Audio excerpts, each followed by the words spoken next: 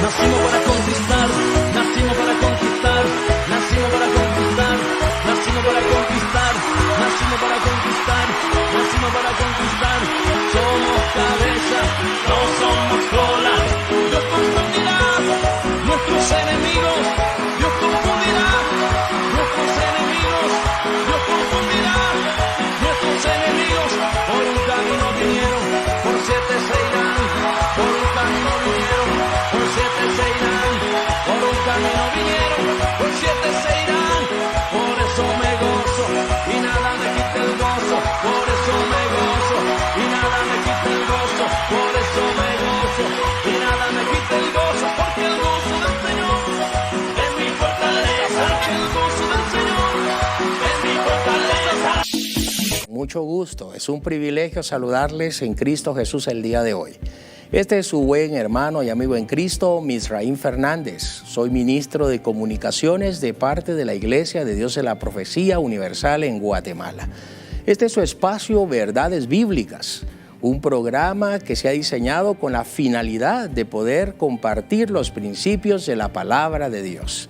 El día de hoy ustedes me acompañarán en este recorrido maravilloso de las Escrituras. Esperamos de esa manera que podamos ser de bendición y podamos de esta forma aprovechar el tiempo de estar en este lugar. Gracias en realidad, y no se nos puede pasar por alto, hacia todos los hermanos socio-honorarios quienes están para apoyar y para poder auspiciar lo que hacemos desde este canal de la esperanza. Gracias a todo este equipo que hace posible que a través de detrás de cámaras, quienes dirigen el guión y todo este set pueda ser de mucha ayuda y de mucha bendición a ustedes quienes nos están viendo en casa. Es así entonces como el día de hoy vamos a empezar con nuestra temática que será de mucha bendición para usted, y así lo creo. Hoy estaremos compartiendo algo sobre nuestra identidad, quiénes somos los hermanos de la Iglesia de Dios de la Profecía Universal en Guatemala. ¿Quién es en realidad la Iglesia de Dios de la Profecía? Créanme que cuando hablamos de la Iglesia de Dios de la Profecía, estamos hablando de una denominación más que forma parte de la expresión del cuerpo de Jesucristo, como las muchas denominaciones cristianas, evangélicas, que pues yacen en cualquier entorno del mundo. Así que nuestra iglesia como tal, ante esa gran pregunta, podríamos responder que naturalmente la Iglesia de Dios de la Profecía es propiamente un movimiento cristiano evangélico. Y quiero decirle que nuestra iglesia tiene aproximadamente una aglutinación de 1,5 millones de personas que han confesado a Jesucristo como Señor y Salvador de sus vidas. A lo largo prácticamente de 100 años que llevamos, más de 100 años de historia, hemos hecho posible que la Iglesia de Dios de la Profecía esté en más de 135 países y tengamos cerca de 10,000 congregaciones diseminadas en el mundo entero. Es así entonces como tenemos una serie de ministros, obispos, personas que están comprometidas con el liderazgo. Y como le digo y dije hace un momento, llevamos más de 100 años haciendo historia. La Iglesia de Dios de la Profecía, entre sus dos cosmovisiones fundamentales está, la primera, hacer una evangelización hacia los perdidos. Es decir, que desde nuestros púlpitos venimos y proclamamos las verdades de Dios, basadas precisamente en la misión que el Señor Jesucristo nos diera. Mateo capítulo 28, recuerdan ustedes, está una premisa que nos lleva a poder enfocarnos con la proclamación de las verdades de Dios. En Mateo 28 encontramos el mandato del Señor Jesucristo en ir y predicar este evangelio. Marcos 16:15, también el Señor Jesucristo, desde la óptica de Marcos, registra el momento en que Él dice a los cristianos: vayan y prediquen este evangelio. Y es así que esa es una de las cosmovisiones principales de la Iglesia de Dios de la Profecía en el mundo entero. Sin embargo, también hay otra cosmovisión dentro de esta identidad en misión y visión de la Iglesia de Dios de la Profecía, y es poder también discipular a los que se integran a la Iglesia como tal, para que estos puedan ser hombres y mujeres empoderados, no solamente del favor de Dios, sino también de los conocimientos de la palabra bendita del Señor, para que ellos puedan replicar el mensaje. Recordemos que al final de cuentas el Señor Jesucristo nos dijo que nosotros tenemos que replicar este mensaje.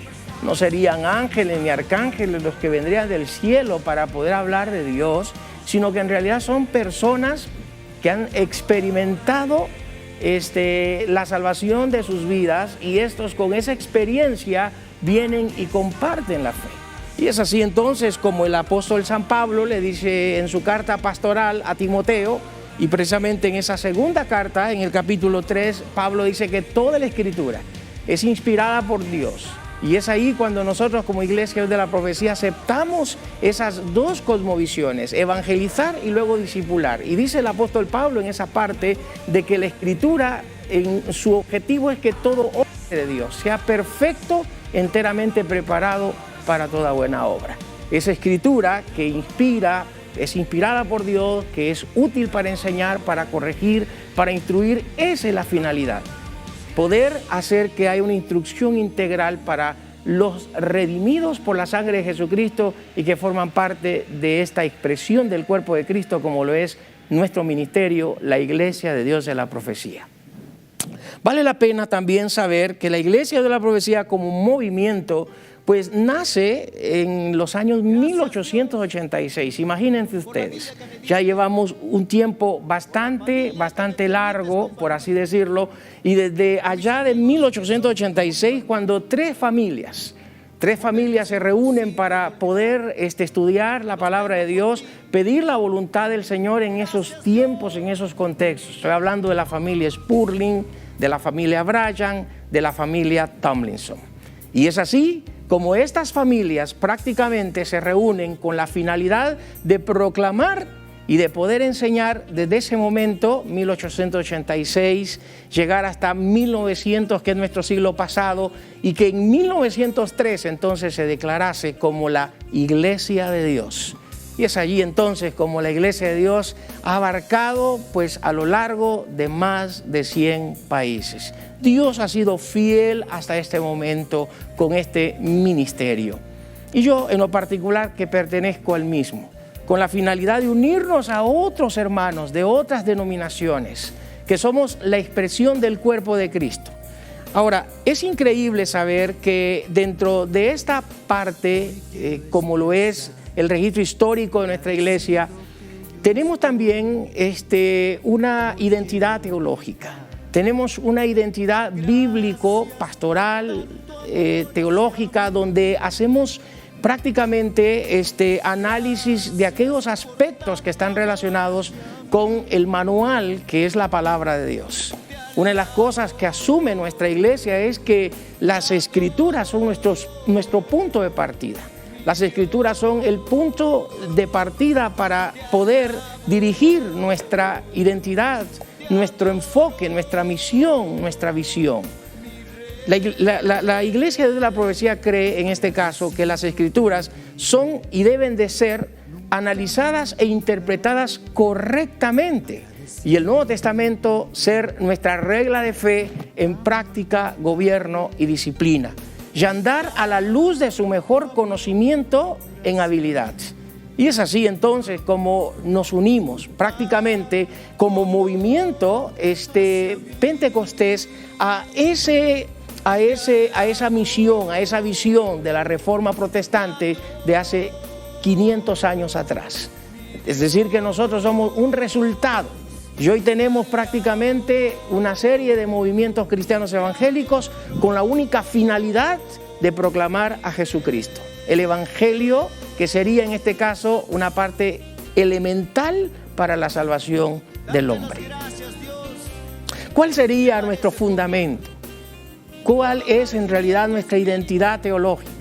Y debiéramos entonces el día de hoy dejar en su corazón algunos fragmentos de lo que nuestra iglesia, la Iglesia En primer lugar, debiéramos de saber que en cuanto a quiénes somos, la iglesia de la profecía dice tener sus raíces en la iglesia establecida por Cristo y bautizada en el día de Pentecostés.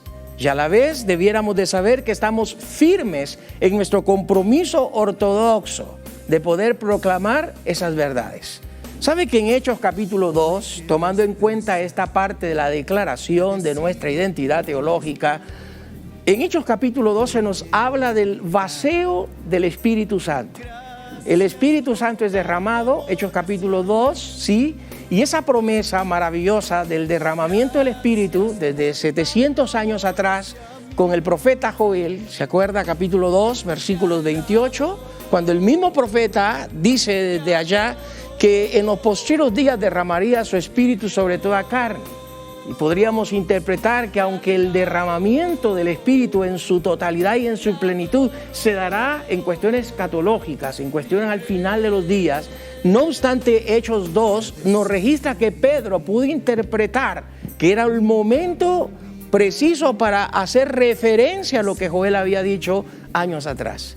En el capítulo 2, versos 16, 17, el mismo Pedro comienza a definir lo que está pasando. Y él dice, hermanos, esto es lo dicho por el profeta Joel. Porque notó que la gente que estaba a su alrededor, sí, estaban hablando en nuevas lenguas. Estaba ocurriendo un fenómeno maravilloso de que todos entendían en ese día de Pentecostés lo que el Señor mismo quería en su evangelización hablarle a los perdidos de aquel momento. Es increíble saber que a través de esta parte inicial de nuestra declaración de fe, entonces la iglesia de la profecía dice, nosotros nos identificamos con esta iglesia inicial de Hechos capítulo 2. ¿Qué pasó en Hechos capítulo 2? El Espíritu Santo vino.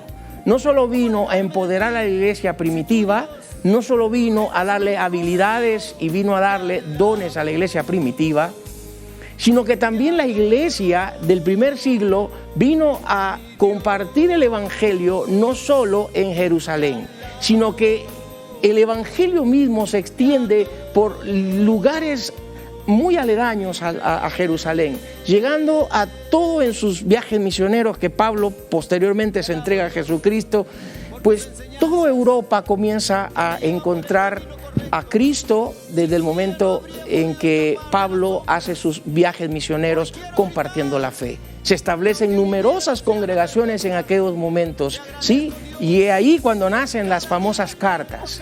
Iglesia en Corinto, iglesia en Éfeso, iglesia en Colosa, iglesia en Filipos, iglesia en la Odisea y todas aquellas congregaciones que comienzan a definirse en aquellos momentos. Comienza un liderazgo nuevo a encontrarse a la iglesia que surge en Hechos capítulo 2. Entonces la iglesia de la profecía dice, estamos comprometidos con la iglesia primitiva. Somos parte, somos una expresión de esa iglesia. La finalidad es esta, proclamar, unirnos a la misión. Llevamos 2 milenios, imagínense, de compartir estas verdades. Y estas verdades siguen compartiéndose pues a lo largo hasta que el Señor Jesús venga por segunda vuelta. En cuanto a lo que creemos, la iglesia de la profecía, y recito otro fragmento de nuestra identidad teológica, creemos en la autoridad profética y apostólica de la Biblia como la palabra inspirada, infalible e inequívoca del Dios Trino, y en su autoridad única en materia de fe, práctica y prédica. Es increíble saber entonces que nosotros, como iglesia de la profecía, en cuanto a quienes somos, debiéramos de saber que cuando hablamos de esta denominación, esta misma asume que la Biblia en su suma total, 66 libros, siendo ella infalible, inequívoca, inerrable, creemos que 39 libros en el Antiguo Testamento y 27 en el Nuevo Testamento son una suma de lo que se podría denominar la enciclopedia de Dios. Así que Dios a través de este libro, esta carta, nos la ha traído y nos la trajo que en 15 siglos prácticamente Dios permite que esa revelación progresiva se diera y se complementara, comenzando con un hombre llamado Moisés allá 15 siglos atrás, antes de Cristo, y terminando con el apóstol Juan en la isla de Patmos. Qué increíble saber entonces que a través de esta identidad teológica podríamos entonces concluir que la Iglesia de la Profecía se identifica con las Escrituras como la palabra bendita de Dios, siendo la base para nuestra proclamación y para poder enseñar las doctrinas del capitalismo cristiano, ¿sí? Para poder entonces entregar las bases de la fe a quienes nos escuchan.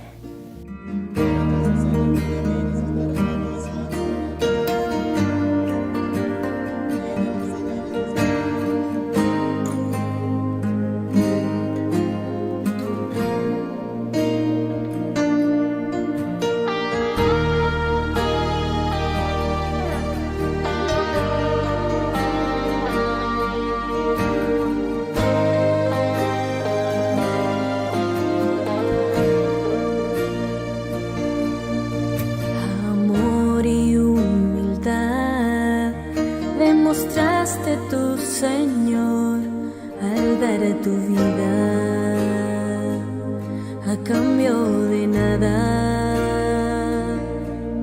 obedeciendo al Padre que te envió a este mundo para morir por mí, por amor a mí, crucificarle.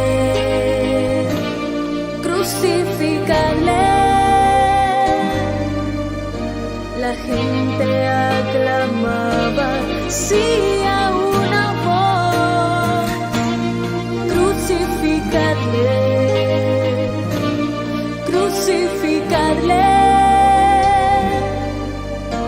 pudiendo haberse bajado, prefirió morir por amor a mí.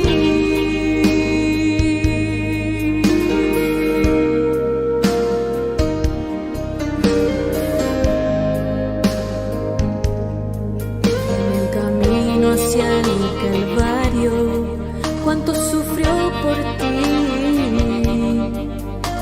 llevó la cruz como una carga y tu pecado allí, sus manos fueron clavadas y su costado traspasado, habiendo sufrido tanto, a sí mismo se negó.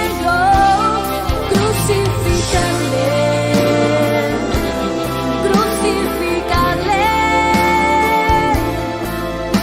la gente aclamaba, sí, a una voz, crucificarle,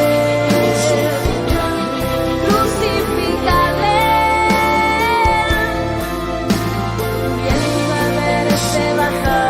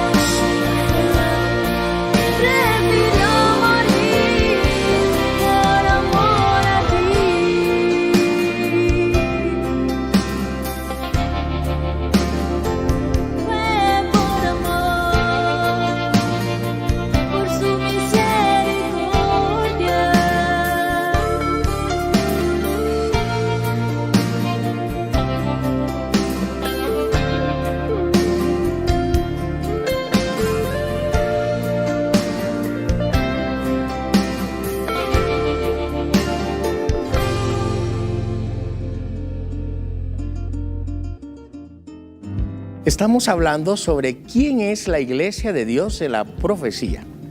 Y precisamente hablando de nuestra república, Guatemala, pues decimos que la iglesia de Dios de la profecía en Guatemala hace cerca de 60 años, sí, llegó a nuestro lindo país de Guatemala.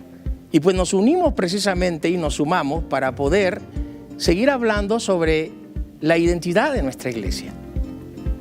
Decíamos en el segmento anterior que la iglesia de la profecía ha aceptado la inerrabilidad de las Escrituras, creyendo que Dios mismo es el autor de ella y que los escritores, los santos hombres de Dios, entre 36 a 40 hombres durante 15 siglos, Dios mismo inspiró, reveló, para que hoy nosotros nos acerquemos al texto y seamos iluminados por medio del Espíritu Santo.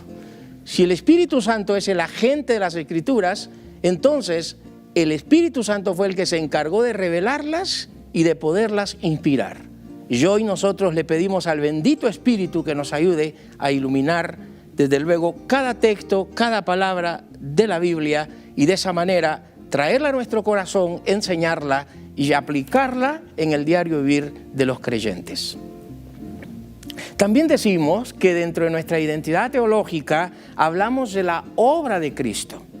Dentro de la obra de Cristo decimos afirmar que Jesucristo es Dios encarnado y es consubstancial con el Padre, que nació de una virgen y vivió sin pecado. Creemos en su poder, su muerte vicaria y expiatoria, su resurrección corpórea, su ascensión al Padre y que vendrá por su iglesia por segunda vez. Es maravilloso, mis queridos, saber entonces que a la luz de este fragmento de nuestra declaración de fe, decimos que en cuanto a esa postura, nuestro movimiento, nuestra iglesia, acepta esa parte maravillosa sobre el Cristo de la Biblia, sobre ese Jesús que vino hace 2000 años y se incorporó a este mundo. Imagínese usted, remarcando estas partes, creemos en la encarnación del Dios Todopoderoso. Dios se hace carne. Dios mismo vino a este mundo, se encarnó. Dice el Evangelio de Juan en ese prólogo, que es el capítulo 1, ya que el Verbo se hace carne. Emmanuel, Dios con nosotros. Qué impresionante entonces es saber que cuando hablamos de la obra de Cristo, y en esa parte es increíble notar que aceptamos una cristología plena, una cristología completa, desde el Antiguo hasta el Nuevo Testamento. Creemos en ese contexto no solamente en la consubstancialidad del Hijo con el Padre y con el Espíritu Santo, pero también creemos en la coeternidad, en la coigualdad que existe entre el Hijo, el Padre y el Espíritu del Señor. Entonces, en ese contexto nosotros aceptamos a ese Dios triuno y en particular a Cristo, que hace un rol importante, que hace 2 milenios atrás sabemos que vino y se hizo carne y su misión fue llegar hasta la cruz. Y en esa muerte hace posible lo que hoy sí se nos permite hablar con toda sinceridad, hablar de la esperanza en Él, la esperanza en Cristo Jesús. Decimos entonces que de acuerdo a la carta a los Efesios capítulo 5 se nos habla que Él es la cabeza de la iglesia. Nuestro vicarius, por así decirlo, es Cristo. Él es la cabeza principal de la iglesia y nosotros, su cuerpo, sus santos, los que integramos este cuerpo, somos parte de esta expresión maravillosa, siendo su cuerpo, para proclamar las verdades de Dios. Es increíble, reitero, saber que el apóstol Pablo en este capítulo 5 habla de que el Señor Jesucristo no solamente es la cabeza, sino dice también el apóstol Pablo de que el Señor Jesucristo es el modelo a seguir de todos los que hemos creído en Jesús. Es decir, los redimidos por su sangre entramos a esa parte elemental como lo es tener un modelo de vida. Dentro de la identidad teológica de la iglesia y de la profecía, no solamente aceptamos la infabilidad y la inerrabilidad de las Escrituras, como ya lo dijimos, la obra de Cristo, sino también aceptamos la venida de Jesucristo. Es decir, el Señor Jesús vendrá y regresará. Una parte que yo rescaté de la misma, creemos en su reino mileniario. Es decir, ese reino mileniario eterno es un reino donde se manifiesta esa parte maravillosa del Cristo humano. Ese Cristo humano, sí, que hasta el día de hoy tiene esa naturaleza, el propio Señor Jesucristo, porque con esa naturaleza Él es nuestro abogado, con esa naturaleza Él es el sacerdote perfecto, y que a través de esa naturaleza Él permite que un día le veamos tal cual. Y entonces se establece el reino davídico de su Padre, hablando de esa ascendencia del Señor Jesús, como lo dice Mateo capítulo 1. Es decir, que el Señor Jesucristo en el reino milenial vendrá, se sentará y con Él los suyos. Y Él establecerá un reino y precisamente con Él todos sus santos, los redimidos. Tanto los santos del Antiguo Testamento como los santos del Nuevo Testamento y todos los que durante esta dispensación de la iglesia hemos sido alcanzados. Y entonces nos unimos para estar con Él por siempre y para siempre. Qué interesante. Apocalipsis capítulo 20, versículo 5, se nos habla acerca de que establecerá su reino y lo hará por 1000 años. Nosotros creemos que la segunda venida del Señor Jesucristo le dará el inicio a este reino.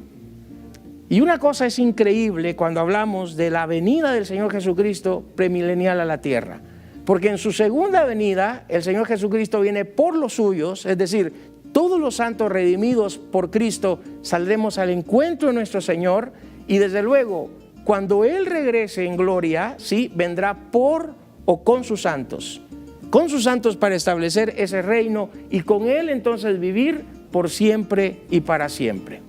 No olvide que estamos hablando de la identidad del movimiento, del ministerio, de la Iglesia de Dios de la Profecía, como un movimiento de más de 100 años que vienen proclamando las verdades de Dios, y que el día de hoy para nosotros es un privilegio que usted conozca más de nosotros, considerando que este es uno de los programas iniciales para que usted sepa quiénes somos. Y desde luego, dentro de nuestra identidad teológica, dentro de nuestra identidad bíblica, tenemos también una parte esencial, y es nuestro conocer sobre la obra del Espíritu Santo, los roles del Espíritu Santo.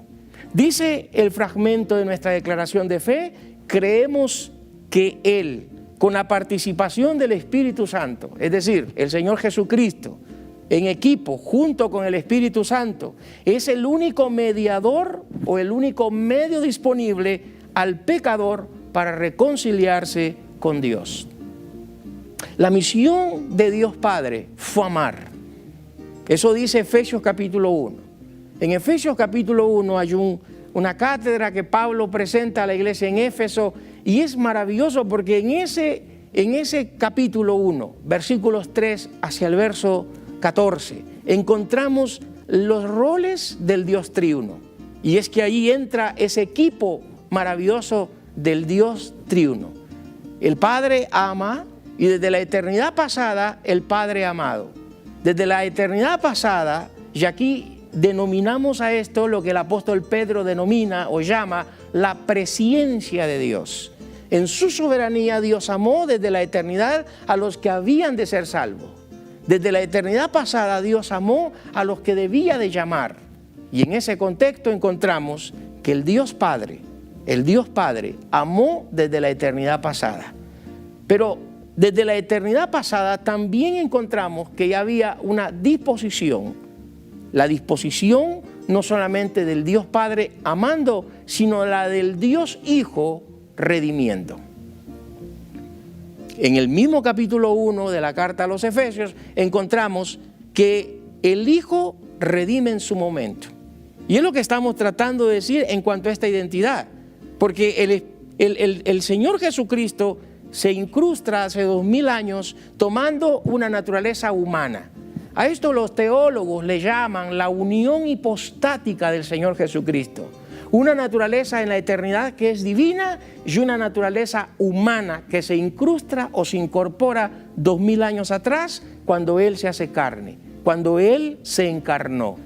Y es que es ahí cuando vemos que Efesios 1 dice que mientras que el Padre en la eternidad pasada amó, el Señor Jesucristo en nuestro tiempo se incrusta al mundo y nace, y en su nacimiento Él trae redención. A través de la cruz, a través del sacrificio perfecto hecho en el madero, no solamente limpia nuestras almas, sino que Él permite la salvación para todos aquellos que creen en Él. Se suma a esto también que allí el Espíritu Santo trabaja. Dice la carta a los Efesios 1 que habiendo oído el Evangelio y habiendo escuchado la palabra de Dios, fuisteis sellados con el Espíritu Santo. Y ahí entra el rol y la obra del Espíritu Santo. Ya Jesús, antes de irse a la diestra del Padre, lo había dicho. Jesucristo mismo había hablado sobre la misión del Espíritu Santo. Había hablado sobre la misión y los roles del Espíritu de Dios. Y el mismo Jesús había dicho que el Espíritu vendría para redarguir al mundo de su pecado. Y es que el Espíritu Santo es el que hace ese trabajo maravilloso. El trabajo de poder llevar al pecador al hombre.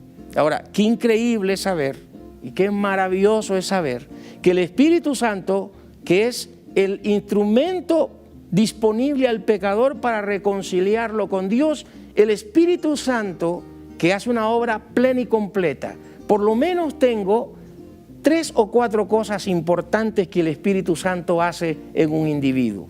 Cuando éste le conoce, cuando éste reconoce a Jesucristo, la Iglesia de la Profecía ha enseñado, y desde luego muchas de nuestras denominaciones, hermanos cristianos, lo hemos creído, que el Espíritu Santo hace que el hombre nazca de nuevo. El hombre pecador es el Espíritu quien produce que esta persona pueda nacer de nuevo. Así que el Espíritu Santo hace que el individuo nazca de nuevo.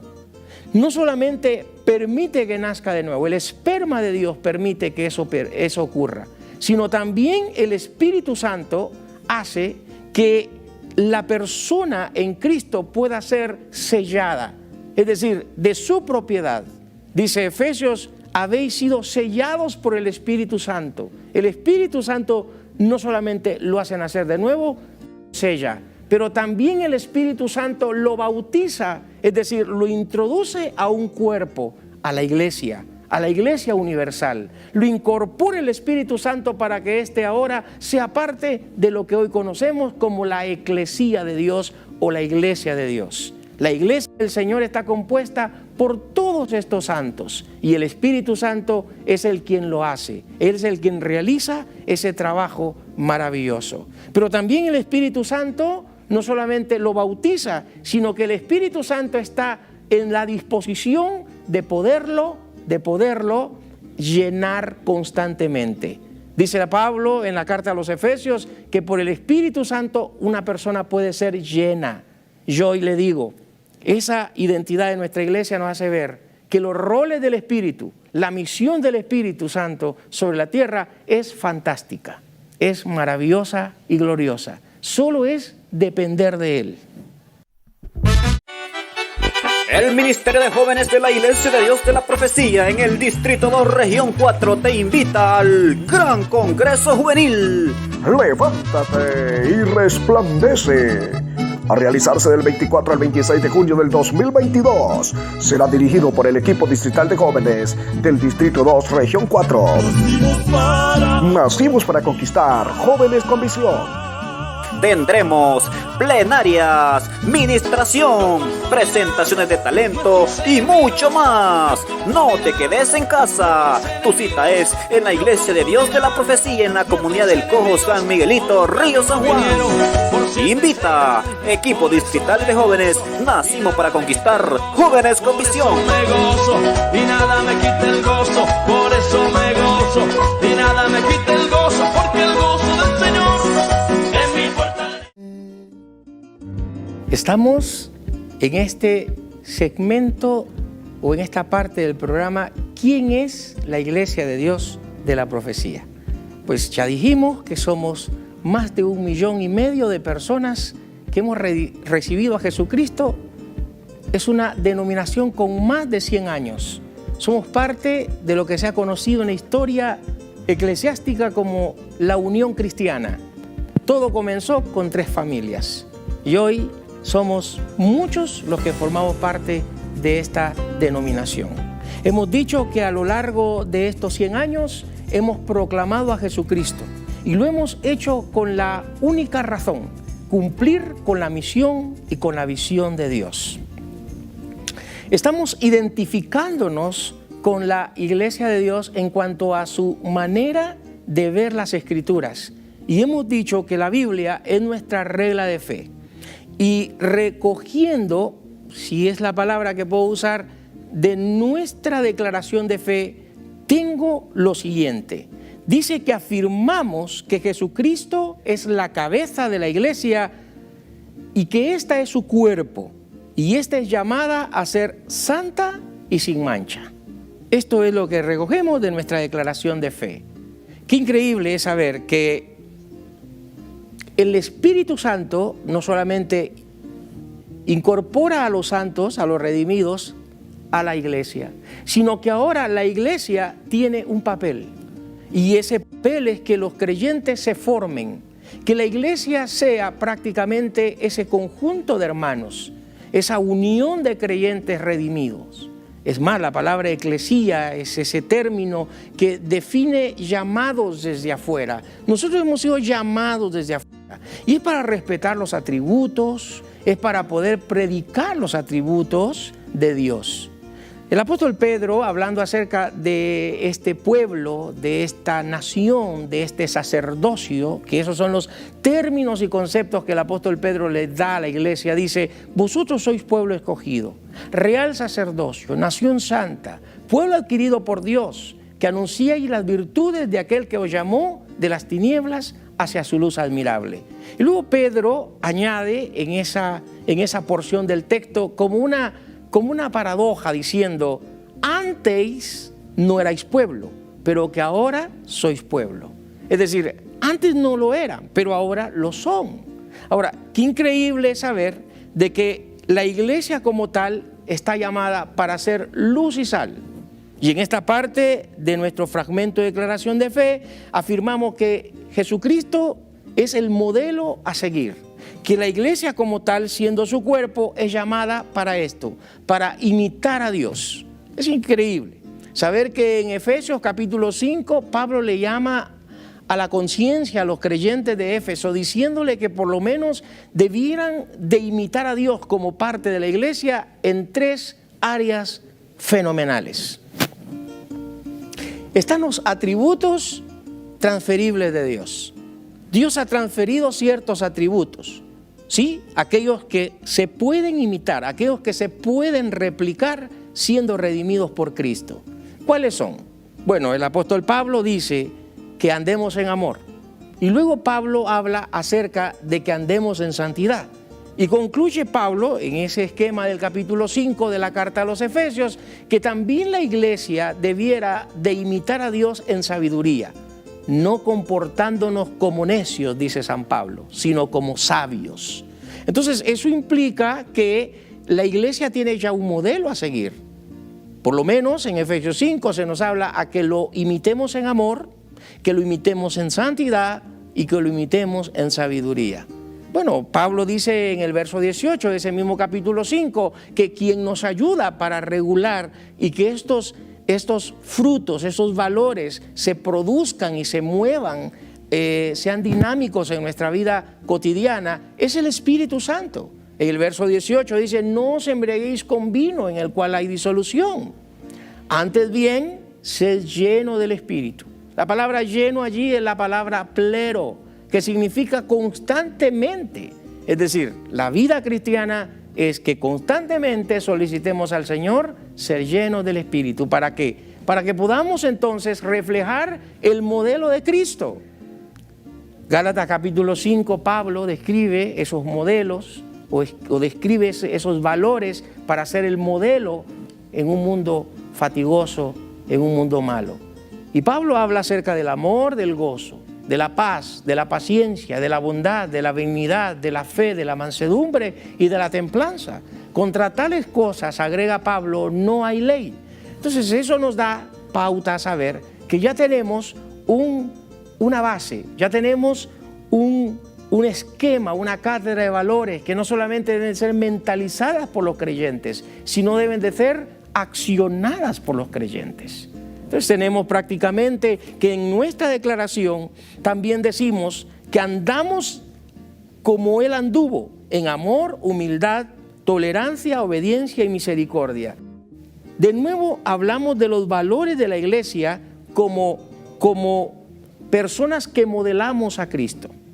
Es decir, que en ese fragmento de andar como Él anduvo es que Cristo es nuestro modelo a seguir.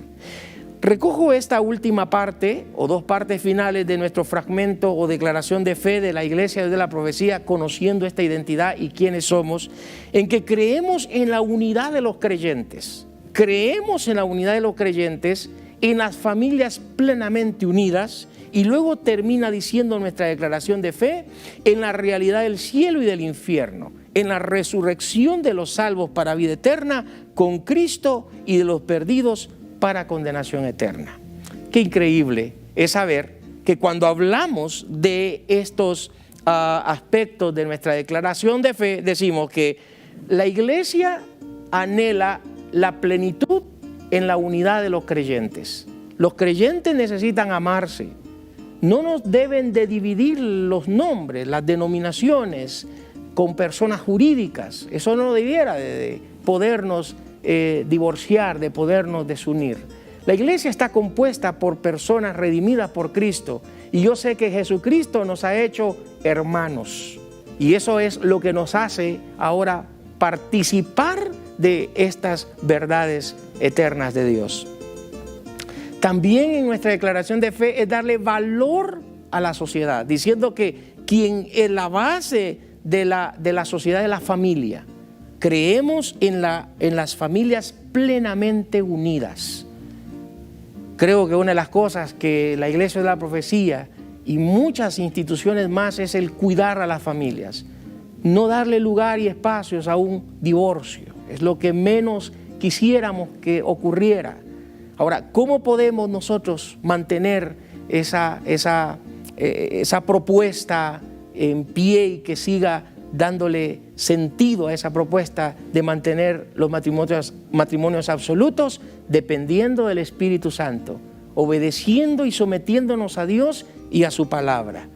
La parte final de esta declaración de fe es que creemos en esa realidad del cielo y del infierno. La eternidad para nosotros como iglesia de la profecía es saber que hay dos eternidades, una con Dios y una separados de Dios. Y estoy hablando del infierno y del cielo. Alguien dijo por allí que hablar acerca del cielo, para poder heredar la eternidad con Jesucristo, se debe de nacer dos veces. Pero si alguien no quiere estar con Jesús y estar en el infierno como una eternidad sin Dios, solo debiera de nacer una vez. Usted necesita nacer dos veces, la biológica y la espiritual. Sin ese nacimiento espiritual usted no puede ir al cielo. Así que si usted solamente nace una vez, la eternidad ya está definida, el infierno. Ahora, ¿creemos en la resurrección de los salvos? Creemos en la resurrección de los salvos. Pablo dice en su carta a los tesalonicenses, los muertos en Cristo resucitarán primero. Y estoy hablándole de la primera carta a los tesalonicenses 4, versos 13 al 18. Pablo dice que los muertos en Cristo resucitarán primero, para poder recibir al Señor Jesucristo en el aire, uniéndonos los que estemos vivos para ese momento.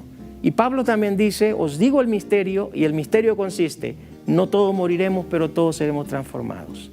Es decir, que con esta declaración hemos podido entonces hablar sobre nuestra identidad teológica, nuestra identidad bíblica, de quiénes somos.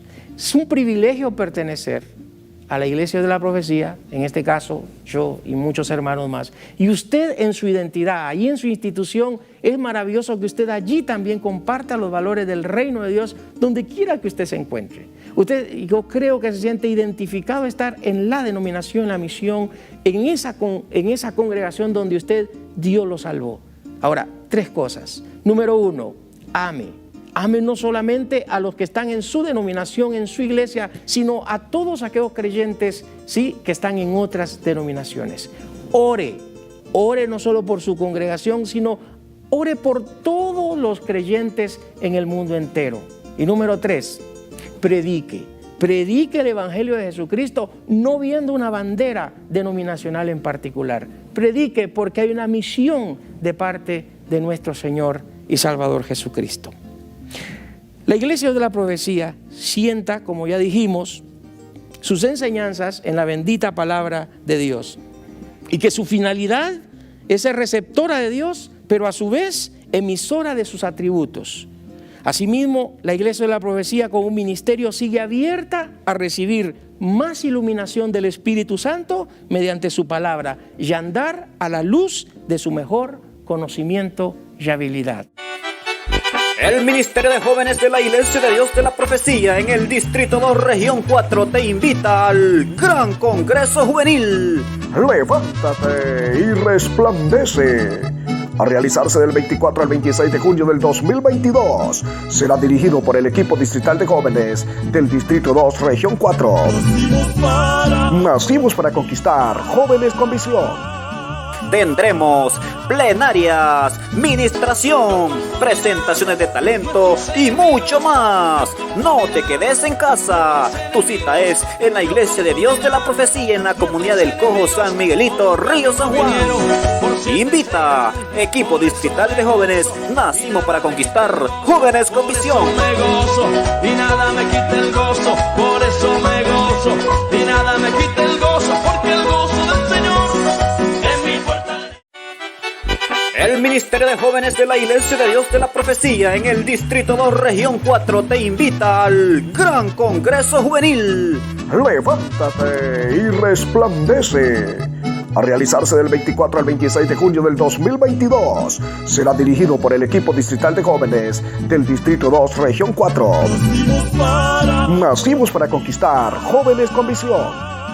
Tendremos plenarias, ministración, presentaciones de talento y mucho más. No te quedes en casa. Tu cita es en la Iglesia de Dios de la Profecía en la comunidad del Cojo San Miguelito, Río San Juan.